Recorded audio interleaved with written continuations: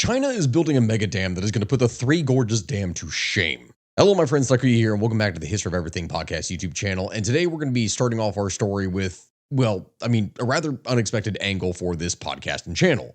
For anyone who's been here for a while, considering that our most popular YouTube video by far is one where we spend the majority of, an hour exposing the corruption-filled tofu dreg construction that is typically practiced in China, some of you would expect us to go really in-depth here on China's next mega project and expose how it's more of the same thing. But actually, as the research was done for this project, an even more interesting story developed.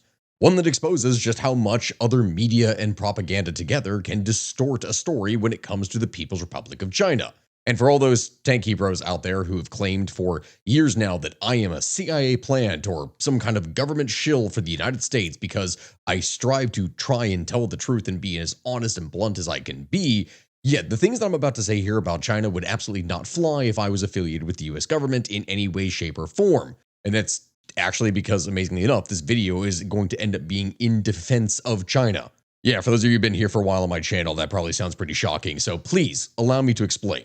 I'm going to need to provide some context because, as you all know, that's exactly what we do on here.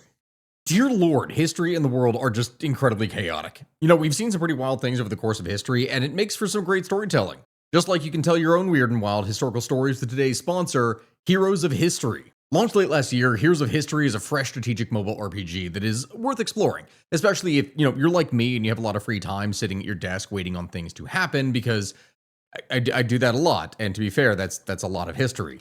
Build a powerful squad of legendary heroes like Cleopatra, Tesla, and Sun Tzu that you draw with gacha pulls and then equip them to fight in 5+ PvP modes, arenas, and alliance-based treasure hunts. There's a new special hero every single month, and the possibilities are practically endless. And also, your city can't be destroyed while you're offline. Look, I'll be blunt with you all. I have a lot of free time on planes with all the traveling that I do. You all see this from the videos and things that I make. So I got into this game and built myself something pretty nice. Now we are approaching the 1-year anniversary of the game, so there's a pretty big celebration. Plenty of amazing rewards and 4- and 5-star exclusive heroes that will only be available during this event. So why not join in and have some fun? Download Heroes of History via the link that is in my bio or scan the QR code that you can see up here. Oh, and don't forget to use the promo code 1YearStart to get a legendary antimatter and a pack of food and scrolls. It's definitely worth it. But with that, my friends, back to the show. On the 19th of July 2025, Chinese Premier Li Qiang was on site as China began construction on their most ambitious mega project yet. Not only is it more complex and costly than the Three Gorges Dam, but it's more dangerous both physically as well as geopolitically. We'll go over the reasons as to why that is the case, and along the way, we're going to learn why this one project is currently the single most ambitious yet almost comically misunderstood construction project in the entire world. And for those of you who are mildly obsessed with geopolitical terminology like we are, we're even going to be using a relatively brand new term that we've never actually used before. Now, last time it happened, it was to use the term necrocracy, which was to define the more zombie-like Juche dictatorship of Kim Il-sung that is literally supposed to last until the heat death of the universe, or the utter obliteration of North Korea, whichever comes first, though we can probably guess as to what that would be. Either way, imagine the country of China on a map. We're going to zoom in on the western half of China, and then further onto the southern third of that western half. This region is known as Tibet. And that right there is probably as much as I can probably say, safely, for that matter, considering the history of that area. Yeah, contrary to what many may think, Tibet is not exactly a tiny region. It occupies an area of around 470,000 square miles, or roughly 1.2 million square kilometers. That is larger than the state of Texas. The region borders the entire northeastern side of India, as well as Nepal and Bhutan. Now, running from west to east through the heart of Tibet is a river known by many names. In Tibet, it is known as the Yarlung Tsangpo. Starting from glacial and snowmelt waters high in the Himalayan mountains, the Yarlung Tsangpo flows through the South Tibet Valley, which is approximately 1,200 kilometers or 750 miles long and 300 kilometers or 190 miles wide. The valley descends from 4,500 meters elevation above sea level, or 14,800 feet, to 3,000 meters, or 9,800 feet elevation by the time the Yarlung Tsangpo leaves the valley, which is quite steep.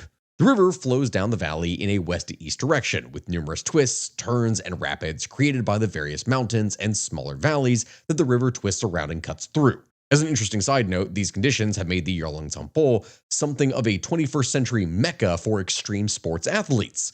Whether you're part of an almost impossibly brave team that is rafting down these treacherous waterways or a solo kayaker tossed to the churn of the river's raging rapids, if you're determined to surpass your own limits of survival, the Yarlung Tsangpo River just really can't be beat. It's one of the most extreme environments on Earth. The river contains three waterfalls for these adventure seekers to be aware of, including one referred to as the Hidden Waterfall, which is actually the largest of the three. Western kayakers tried to claim discovery of the waterfall when Chinese surveyors and geologists had already taken pictures of the falls by helicopter as early as 1973, so, that's where some of the name comes into existence.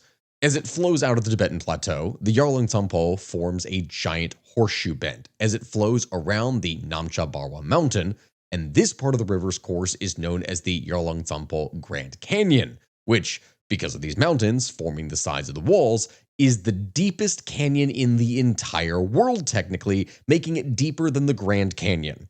Within this giant hairpin turn known as the Great Bend lies the location of China's newest mega project, the Medog Hydropower Station.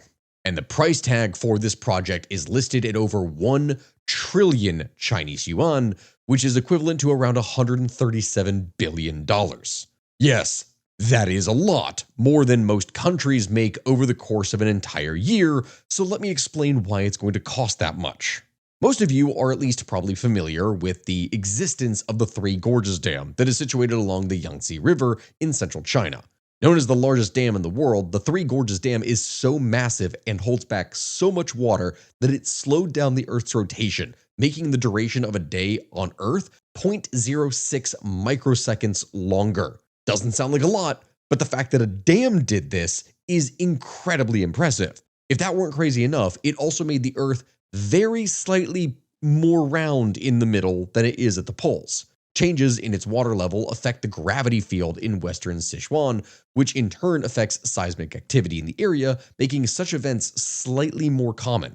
Honestly, we're probably going to have to do that later as a whole other episode anyway, so, if that's something that interests you, by all means, let us know in the comment section down below. Either way, so the new project is going to take advantage of the fact that the elevation of the river drops from the beginning of the Great Bend by over 2,000 meters or 6,560 feet, and this is where the official story that you will hear from many different media sources, including numerous well-respected YouTube channels, begins to diverge from the truth of the matter. Over the course of researching and writing this script, my co-writer James found repeated instances of misinformation regarding this project that we will point out from time to time as the story continues, and you can be the judge for yourself whether it's just incompetence or propaganda that caused so many normally reputable sources to get this story wrong. And you'll see why James personally considers this to be the single most misunderstood engineering or construction project in the world at this time, because it really is wild. Either way, back to the story though. The first major misunderstanding is the simplest to explain. This massive project is intending to provide a capacity to provide over 70 gigawatts of power at one time, which, and we've done the math on this here, is enough power to go back to the future with Doc Brown 57 times for those of you who may be curious about that because you remember the gigawatts. Yeah, that's over 300 billion kilowatt hours of electricity yearly, and around 3 times as much power as the Three Gorges Dam provides yearly as well. So this dam has got to have a massive reservoir naturally for it in order to provide that much power, obviously, right? Well, you wouldn't be wrong for thinking that they'd simply dam up one end of the Great Bend and turn it into the world's largest single water reservoir in order to push through enough water to make that much power. You wouldn't be wrong for thinking that China is building the largest single dam in the world and that it will be much larger than the Three Gorges Dam. You wouldn't be wrong for thinking that surely China in this project can't be good for the Earth's waistline as it would make it bulge further in the middle than even the Three Gorges did. In fact, this is what you would be led to believe if you checked out most of the sources that are available regarding this project, but unfortunately, that doesn't really appear to be the truth. The single largest misunderstanding of this project is that there is no mega dam being built. There's not even a medium-sized dam being built. In fact, there are technically no dams being built fully across the canyon at any point at the Great Bend site. And why is that, you may wonder? Well, because it was never going to be a dam in the first place. If you would follow along with me here, I would just like you to imagine a giant drinking straw. And at one end of that straw is beginning at the higher elevation of the Yarlung Tsangpo on the western side of the Namcha Barwa mountain. As the river flows north and around the mountain, it lowers in elevation till it finishes curving around the mountain on its southern side, almost completing a full circle around the mountain. The river then flows south into India just a few kilometers away, where its name changes and is then known as the Brahmaputra River, as it flows through India and on into Bangladesh, eventually ending up flowing out into the Bay of Bengal. But if we go back to that spot on the southern side of the Namcha Barwa mountain, that's where the other end of our giant straw example would be. The Chinese are literally going to dig a giant tunnel through the Namcha Barwa mountain. Inside the mountain, and situated roughly every 400 meters, will be a series of small reservoirs in order to ensure the steady flow of water, and beneath them will be giant turbines that will be turned as the water flows through them. These 5 stations will make up the entire Medog hydropower plant system. A few small dams will likely have to be built in order to ensure the proper diversion of the river into the giant tunnels, but no giant mega dam has ever been planned for construction in the Great Bend region of the Yarlung Tsangpo. Described by Chinese engineers as a run-of-the-river system, the small dams necessary for such a system don't require a large reservoir of any kind to operate, and since gravity is pulling the water down through the turbines, they don't need a massive reservoir anyways. All of this water being used by the system is intended to be returned to it, with the exception of small reservoirs inside the mountain, which, as we mentioned previously, only exist to ensure a steady flow of water. Which, logically speaking, makes sense. But if you go and look at a lot of the coverage that is talking about this project online, you'll find a series of YouTube videos and thumbnails showing AI images of massive mountain range spanning dams that dwarf the Three Gorges Dam. Even serious news organizations are guilty of calling this China's next mega dam project or something similar. Now, of course, it's understandable to think that maybe a YouTube channel would use a more dramatic image or terms to bring in the views. This is something that does happen. Not that we condone that activity here, and we specifically try to not do it, though I myself have had some more exaggerated names, we will say here, for certain videos. But for more serious journalists to get the story so wrong and presented in that way is actually kind of baffling. The reason I'm even talking about this here is that you may have noticed on our YouTube videos over the last year that one of the most interesting potential outcomes that we've talked about on this show is the potential for water wars that may occur between countries, because we are already seeing the inklings of this in varying different areas: Iran, Afghanistan, Ethiopia and Sudan, and more. All of these different countries that I listed here have projects that are ongoing or have happened that have created tension between them over varying different water sources. And so, if there were a giant megadam project, then we would be discussing it more like the project that we mentioned in those past episodes and videos. Because the Yarlung Tsangpo flows into India mere kilometers from the site of the Medog project, it has millions of people worried that China could and may try to cut off water supply to the Indian province of Arunachal Pradesh, or the entire country of Bangladesh. Claims have been made consistently by those in India, Bangladesh, and international sources that China could implement a sort of water bomb by holding back a canyon's worth of water and then releasing it suddenly back into the river, thereby flooding everything after that point, at which the river leaves the Great Bend. The other concern is China stopping or greatly reducing the flow of water to a point that basically causes all the crops along the river to die in India and Bangladesh. Both of these theories are rather inaccurate for 2 similar reasons, though. For one, the run-of-the-river systems China is supposedly using don't even have the ability to store enough water to cause such a flood in the first place. And for the worries that China will cut off major water supply to the river, the current design of the Medog hydropower system only requires redirecting a maximum of 30% of the river's flow at any one time. And even that 30% is returned back into the river after it's used to produce the power by turning the turbines, and reaches the end of the giant straw example that we talked about here before. So it's not removing the water and diverting it to another location like what you see with other types of projects. Now, that doesn't mean that China can't interfere or do something. They could, because after all, it is China, but that's not the way the design of this thing appears to be set up. And if that wasn't enough, the areas of India and Bangladesh that the Brahmaputra River flows through are one of the most rain-drenched regions in the entire world. In fact, the flood basins around the Brahmaputra get so much rain that 80% of the river's water in India and Bangladesh are actually fed by local rainwater, not the original river that it comes from. So the hydropower station couldn't really affect the flow of the river further downstream in either regard if they wanted to or not.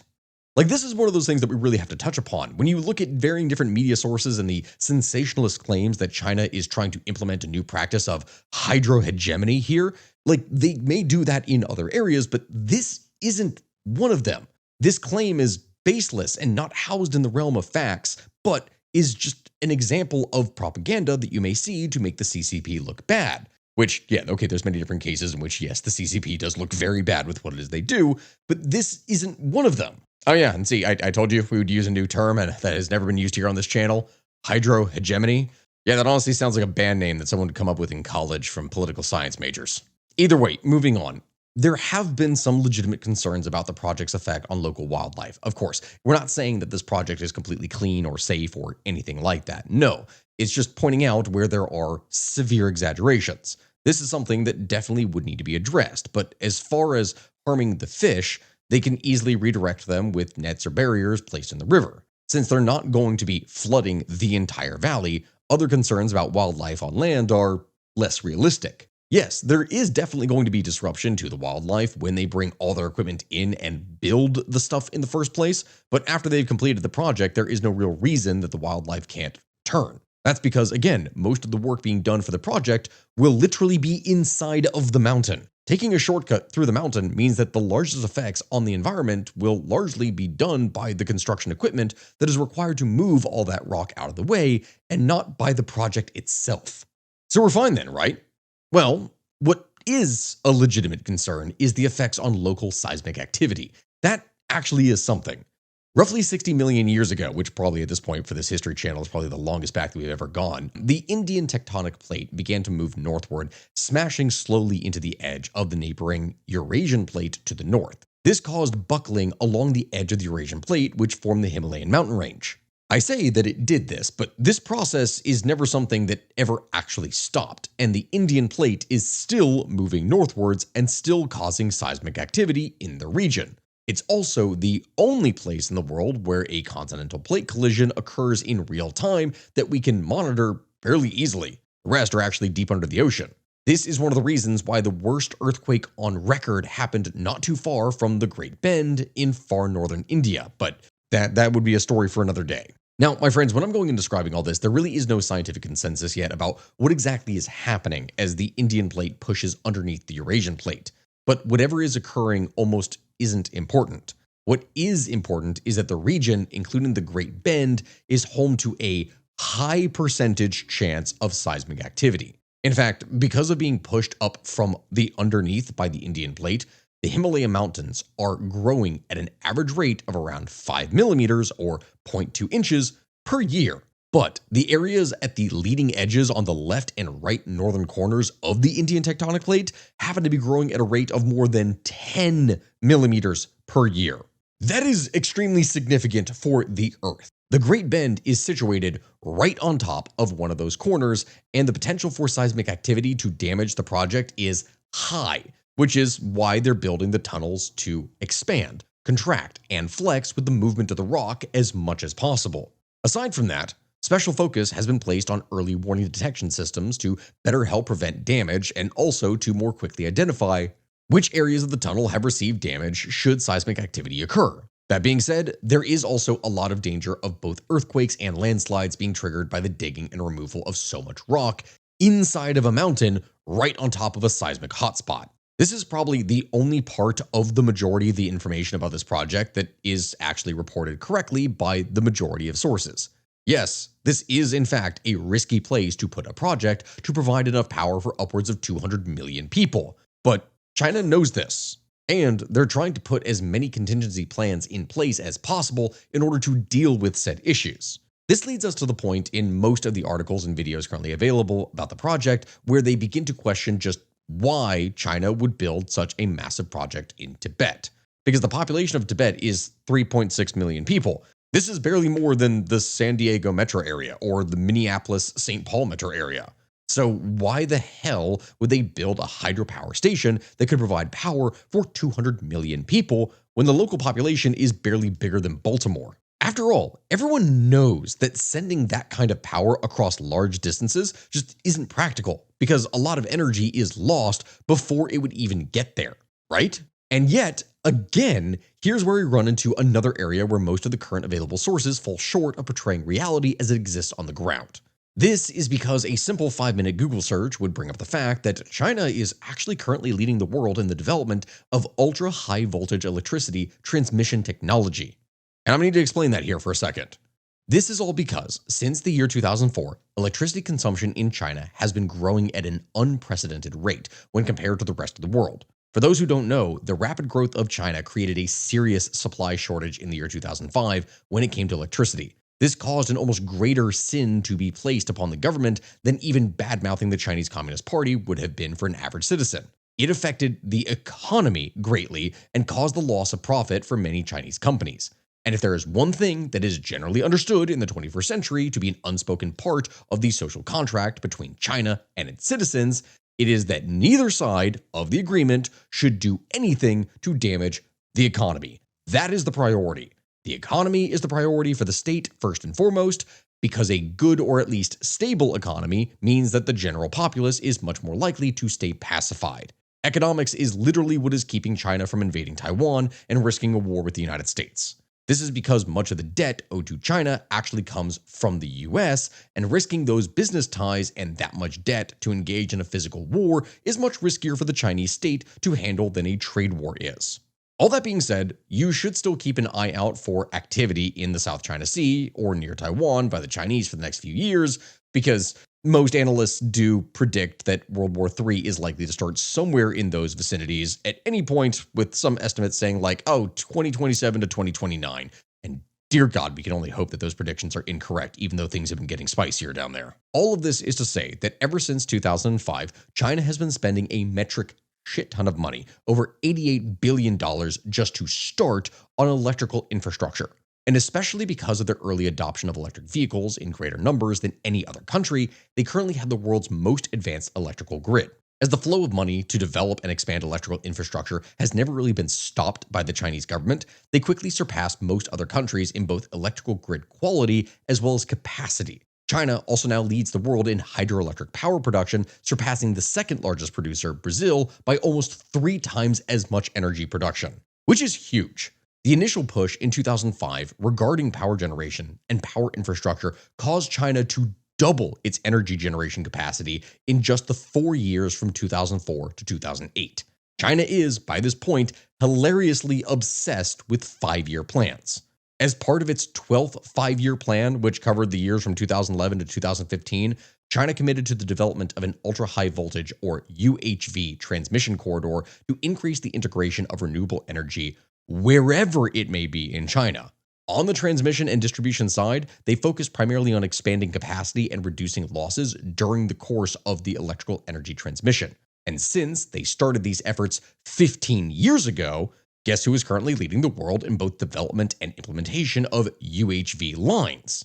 Yes, China. Love them or hate them, this is something that they can do. They can massively pump out infrastructure projects, especially when this has been decades in the making. Even if, a bunch of them end up falling over and killing people, but that's, again, we already covered that with Tofu Dregs and also the Belt and Road project. It's a bit of a mixed bag, but this is where both the prior planning of the state and the current expertise and focus of the people whom the state governs come together in China's benefit. When they get aligned and together as one, this is perhaps the clearest example of the Chinese social contract that one can witness. The Chinese government has had a plan that, to be honest, hasn't really been that big of a secret for the last decade, at least. This plan involves the cooperation and particular focus of the people in pursuing careers in fields ranging from construction, engineering, civil planning, maintenance, energy production, research and development. This plan involves not only decarbonization and electrification of the country using renewable energy, but it also involves perfecting both the production and transmission of energy to surpass the needs of the Chinese state. I'm going to repeat that again. They're aiming to be number one in production and transfer of energy over great distances. Let's take it step by step logically. Why would they want to surpass the needs of the population that they have, which is not projected to grow for decades? In fact, the Chinese population is projected to drop. Well, this leads us to the conclusion of our line of logic here when we settle on the most likely reason they would do so. They want to produce power and then send it to other countries to sell it like a fuel. And if you dig under the surface layer of both truth and propaganda surrounding China, you realize they kind of just been openly executing that plan and the world hasn't really realized it. By 10 years from now, don't be surprised if you are more than likely to hear about countries buying their energy from China instead of buying it from Russia. For one thing, if China can switch fully to renewable energy by 2060, as it currently plans to do, we'll see how that goes, it will receive huge recognition from the rest of the global community for doing something that, honestly, a number of countries like the United States could have accomplished a decade or two ago if it wasn't for politics as well as cheaper energy alternatives.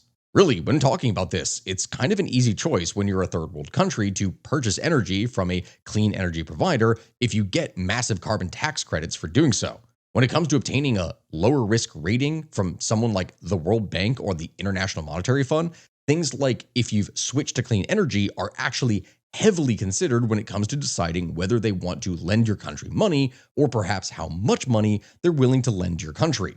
Moves like transitioning away from fossil fuels or dependency on Russia for their energy are all seen as acts of good faith by a country attempting to regain its financial reputation on the global stage. It's really big geopolitically. And so aside from its dreams of future energy production, world domination, there are other reasons why China would build such a massive project in such a remote and sparsely populated region. One of these would be that it doesn't intend for Tibet to remain with such a low population for long, which is a whole other thing entirely. You see, Tibet just so happens to be one of the world's best sources of minerals and other resources.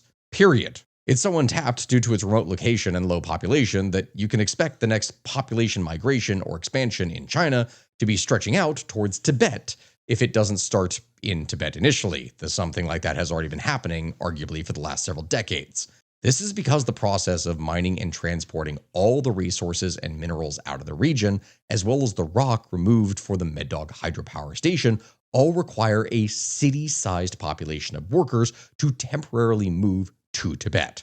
In the process, many of them will stay. And as word spreads, people will continue to move into the area for both opportunities for work, but also because the new infrastructure will have to be built for the Medog site to even happen. That's because the area around this part of Tibet that the Great Bend is located in is literally the last part of China to not have road access in or out of it at all.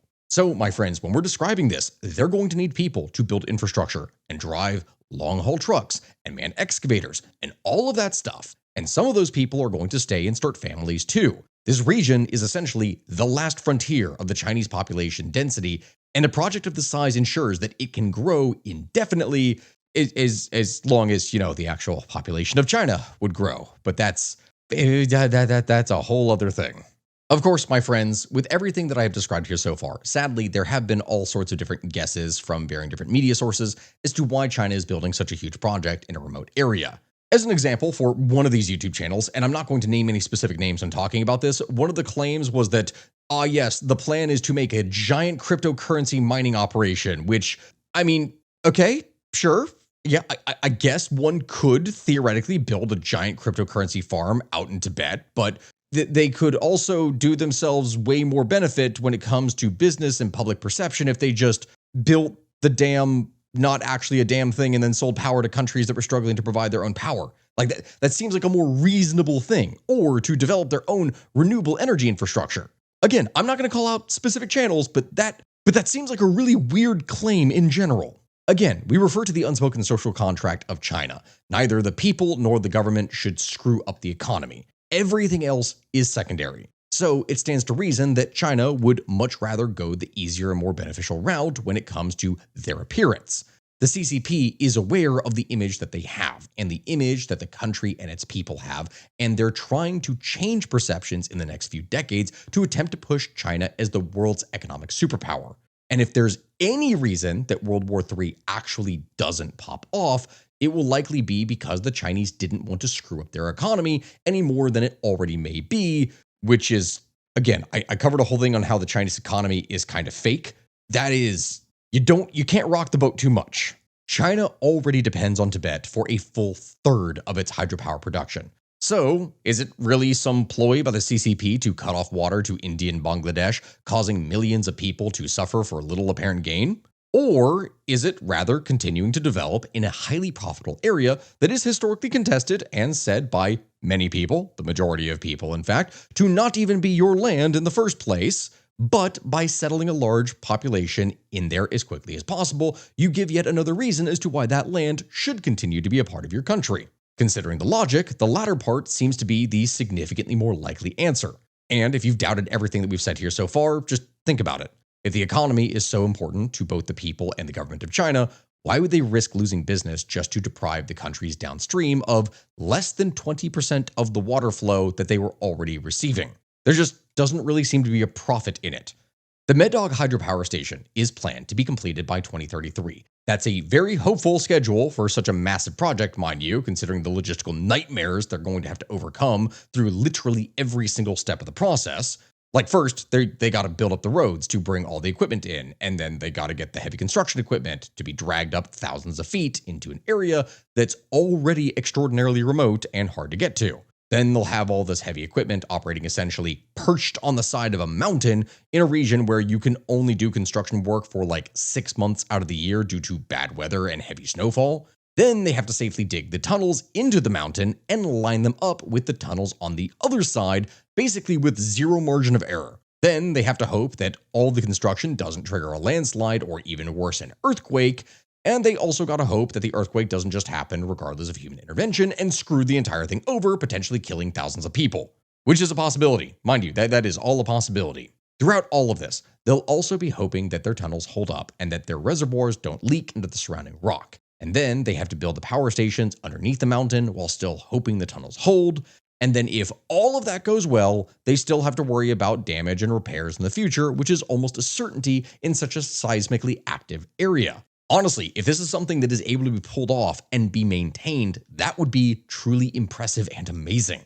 And honestly, I have to say this, again, we try to be a bit more fair on this channel. Just because a large portion of the world, and even from my own criticisms in the past, people can see China as the bad guy, it does not mean that the entire country is automatically out to screw others over. That is not the case and doesn't make any sense geopolitically. And just because we don't agree politically doesn't mean that we can't acknowledge legitimate accomplishments or even the efforts to move away from fossil fuels such as coal, which has historically been the primary source of power for China. It really is just that crazy. This story has been quite the illumination into just how one story can be misunderstood, how it can be misconstrued, and outright manufactured by some entities and media sources.